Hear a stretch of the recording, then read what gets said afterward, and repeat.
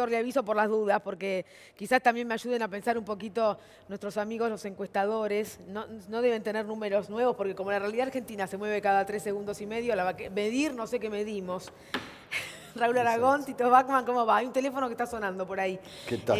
Así que avisale, Tito, que estás en el aire. Sí, estoy en el aire. ¿Cómo va? Buenas noches. ¿Qué tal? ¿Cómo estás, Rosario? Bueno, estamos en un panorama complejo, digo, porque va cambiando. Sí, Esto sí que es el rating de Comodoro Pi, el rating de la economía, el dólar que se va, se disparan los bonos, caen las acciones en Wall Street.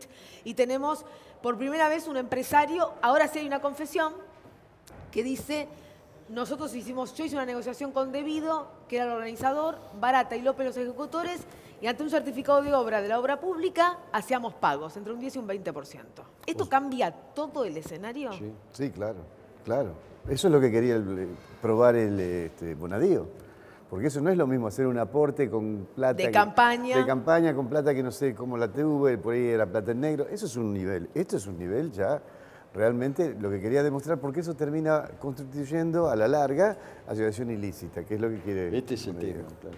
¿No? No, digamos, nosotros no somos expertos en derecho, hay quienes saben mucho más. No, quiero hablar del nosotros. el impacto a la gente y el impacto a la política. Pero yo quiero, digo, frente a estas situaciones creo que estamos todos muy conmocionados, porque jamás pensamos que una situación así podía pasar en Argentina, ¿no? Se parte de un cuaderno que legalmente, fotocopias que legalmente no vale nada, que es una fotocopia, y se termina con algo que en derecho es incontrovertible, que es esa confesión de parte, relevo de prueba, ¿no? Esto es una cuestión básica.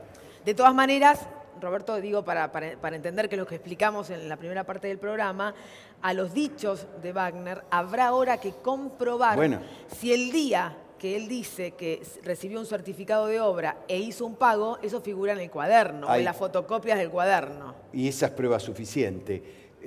Pero más allá de todo esto, yo creo que acá la situación navega por, claramente, lo viste vos, lo venías manejando en la nota que hiciste recién con Pino. Acá hay dos situaciones en la Argentina. Esta Argentina que ha pasado 2 años y medio acumulando problemas económicos gravísimos para la gente.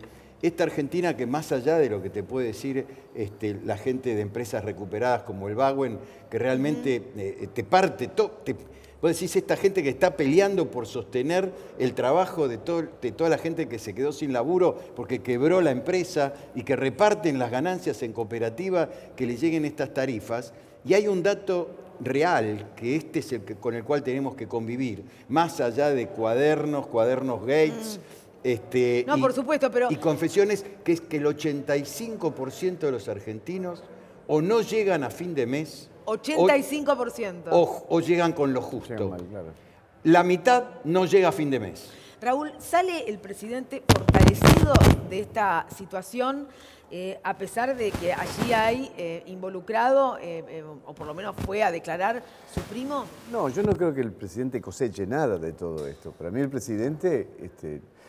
le sirve indirectamente porque sacó la atención durante 3 días, y no va a durar mucho más, la atención de los aportantes truchos, del problema económico, pero eso le va a durar muy poco. Ahora le aumentó el dólar, le aumentó el riesgo país, aumentó la inflación, aumentó la pobreza, o sea, pero yo coincido con lo que decía Tito, pero quería agregarle algo a eso. Sí. Otra perspectiva, no contradictoria, sino... en lo macro, vos tenés un descalabro en la economía, tenés un descalabro en la justicia, porque el show mediático que se está haciendo con la justicia es degradado, y tenés además la política que no sabe qué hacer.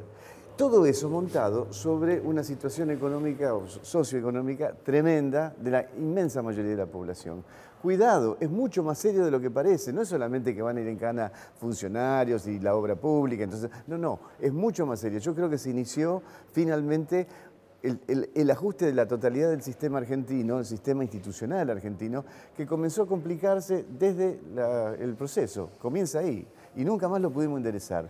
Y creo que eso nos pone en una situación muy, muy peligrosa, ¿no? Como sociedad, digo. Es mucho más grave que la inflación, que los aportantes truchos, que la obra pública con retorno. Es mucho más grave que eso. Creo que estamos en un periodo que deberíamos mirar con mucha calma porque es muy peligroso. ¿Y la imagen del presidente con esto puede recuperarse de la caída que venía sufriendo? ¿O en realidad la gente, en el marco de esto, que es mucho de show, mira su bolsillo? Mira, hay dos cuestiones muy importantes a tener en cuenta. La imagen si vos analizás en el tiempo lo que es la imagen del presidente, hoy el presidente tiene una imagen positiva.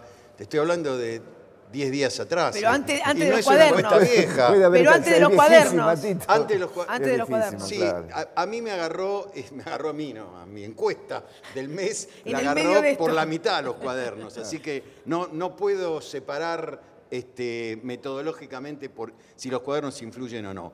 Pero cuando miramos el anclaje cualitativo de por qué la imagen del presidente que llegó a estar en 67, 68%, baja a 34% y la aprobación de gestión a 32%. Sí. La aprobación de gestión está más abajo, está en 32%, que este es el piso que hoy tiene Cambiemos, que esto es lo mismo que te da en la intención de voto, Lo 30, mismo. 31, sí, ahí, hasta donde da. Este es el núcleo duro que todavía está sosteniendo este gobierno. Que lo espera.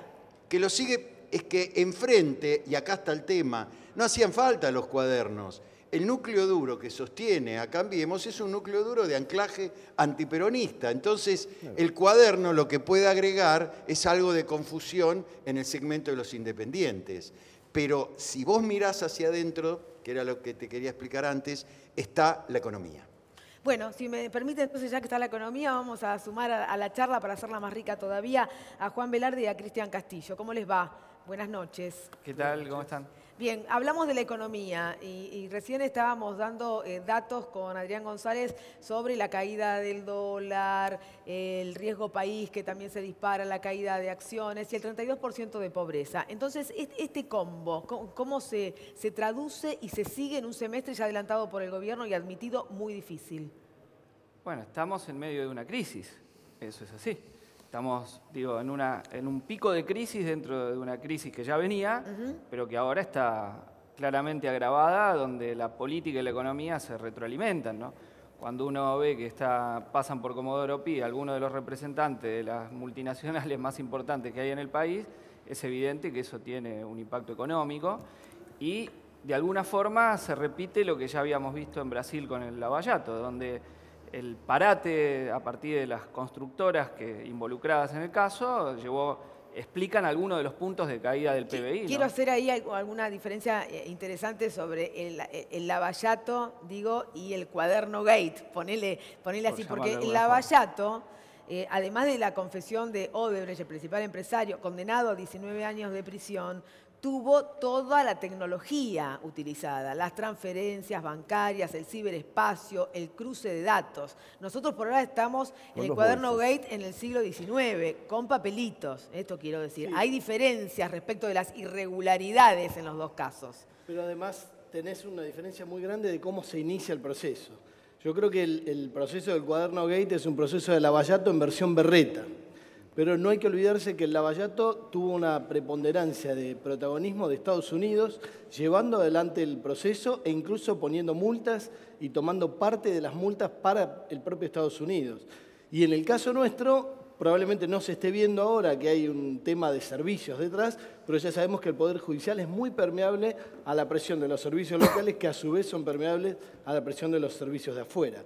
Tenemos que tener en cuenta que este tema que estamos tratando hoy del cuaderno Gate, además de distraer, va a atacar a empresas nacionales de muy alto nivel, como es el caso del Grupo Techin o otros grupos, y que el poder económico y el poder político no dejan vacíos. Entonces tenemos que preguntarnos, cuando estas empresas y estos grupos económicos locales y políticos dejen espacio, ¿quién lo va a tomar?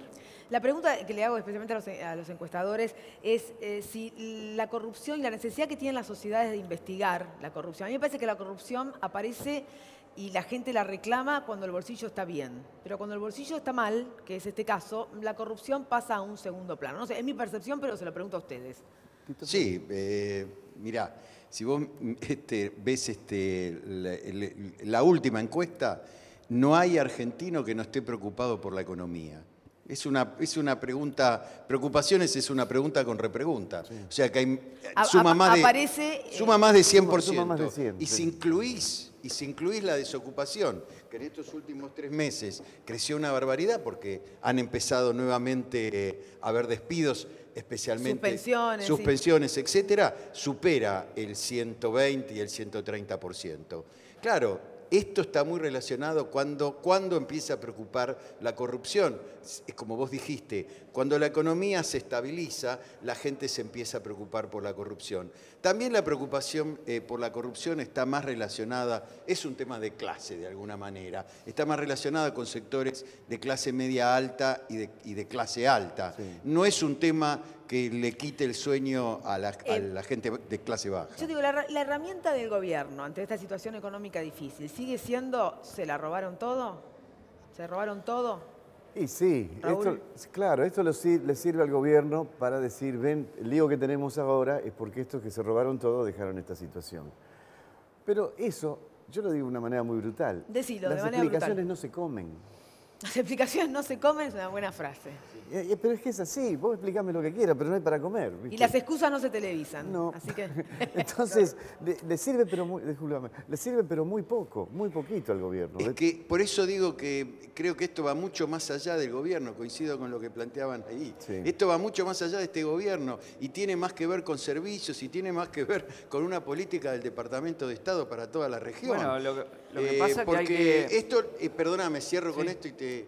esto hace que la gente, ¿sabés lo que los que piensan se la robaron toda? ¿Sabés lo que termina diciendo? Son todos iguales. Claro. Esto es más de lo mismo. Bueno, pero eso es la antipolítica, entonces, hay que tener cuidado con ese discurso de la antipolítica. Lo que crece es el que se vayan todos y es la antipolítica. Todos los políticos caen en esto. Y bueno, esto es lo que tiene que ver con cómo se Bueno, pero ya lo vivimos esto, ¿no? Que se vayan todos en una situación muy, muy compleja de la Argentina. Pero la antipolítica no ayuda, porque la política es la única manera que tenemos de arreglar las cosas. Por supuesto, esto no ayuda a la política. No, por supuesto. Pero meter a todo el mundo... Espera que Cristian quería decir algo. Una cuestión que el problema es ver quién está detrás, ¿no? Porque hay dos certezas en el caso del Cuaderno Gate. La primera, que hay una operación política judicial mediática, sin ninguna duda, y en ese sentido tiene este elemento de relación con el Lavallato, más allá que se llama Berreta, etcétera, etcétera. Y la otra también, que había un sistema cartelizado y coimas y manejo de la obra pública. Son dos certezas que hay, que existen y que se retroalimentan. Esas dos cosas pasaron más allá de las pruebas, por eso... Pero esas certezas, ¿cómo están compuestas en la sociedad? Digo, bueno, eso veremos cómo se va a procesar porque hay una crisis, por eso decía que hay que ver quién está atrás. Si detrás está la hipótesis que tiró Pañi al pasar al principio, acá está Estados Unidos en la guerra con China y esto va a pegar más fuerte, es una hipótesis plausible y el gobierno surfea sobre eso, o es directo el gobierno, o es un eje distinto, que también lo han dicho, la relación de Bonadío con Pichetto Lorenzetti.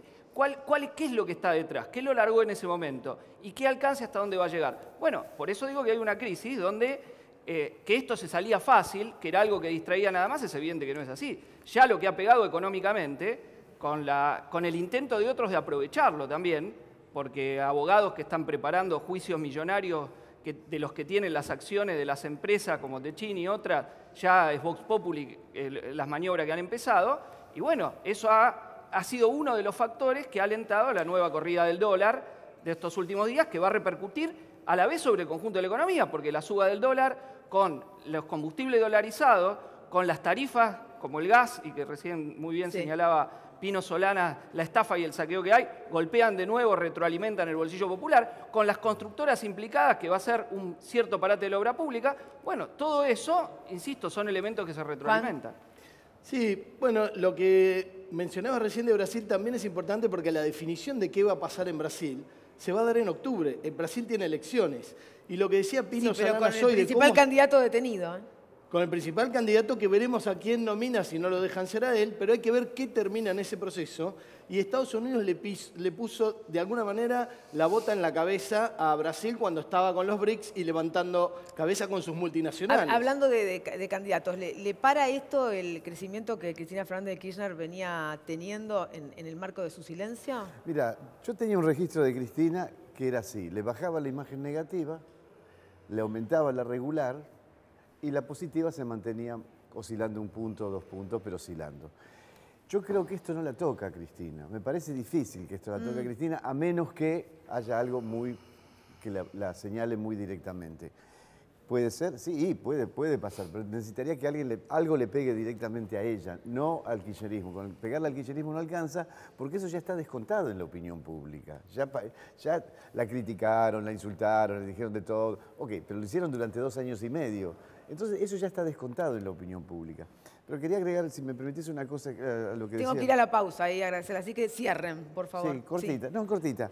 Cuidado, hay otro peligro. Cada vez que alguien va y se arrepiente, nombra a otra gente. El juez está obligado a llamarlos. Ahora, No, es que cuando te arrepentís tenés que apuntar para arriba. para arriba. Si no, no Ahora vale. fue Ollarvide y lo apuntó, lo mencionó Estiuso. Ya lo tiene que llamar Estiuso. Pero Estiuso, es decir, lo que quiero decir con esto es que se puede llevar puesto todo el sistema.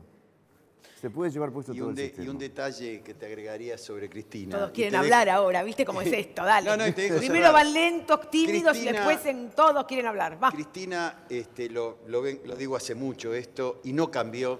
A Cristina la aman o la odian, no hay término medio. Eso sigue igual. Eso va a seguir igual.